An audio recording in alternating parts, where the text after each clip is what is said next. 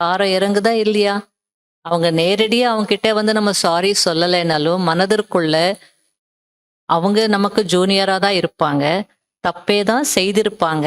அதனால தான் நம்ம பேசியிருப்போம். ஆனாலும் உட்கார்ந்துகிட்டு, நம்ம வந்து இத இப்படி இன்னும் நல்லா புரிய வச்சிருந்திருக்கலாம்.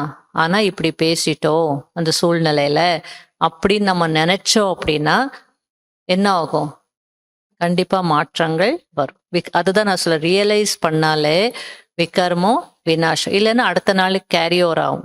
அதுக்கு அடுத்த நாள், அடுத்த ஜென்மம், அதுக்கு அடுத்த ஜென்மம் அப்படியே ஆயி கடைசியில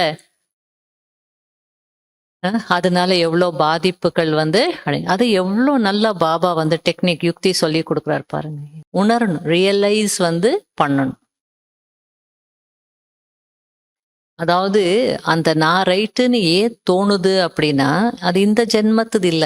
எத்தனையோ ஜென்மங்களுடையது. எத்தனையோ ஜென்மங்களாக அவங்க அத செய்திருப்பாங்க. பாராட்டு கிடைச்சிருக்கும். ஏதோ சன்ஸ்காரம் அதுல என்ன ஆயிருக்கும்? ஆத்மால பதிஞ்சிருக்கு. அப்ப இதுதான் ரைட்டுன்னு அவங்களுக்கு வந்து தோணும்.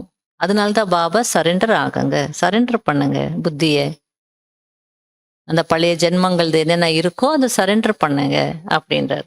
அது பாசிட்டிவும் சரி, நெகட்டிவும் சரி. முதல் பாடம் நான் யார் என்ற பாடம். இதுல அடிக்கடி அடிக்கடி இந்த பயிற்சி செய்யணும்.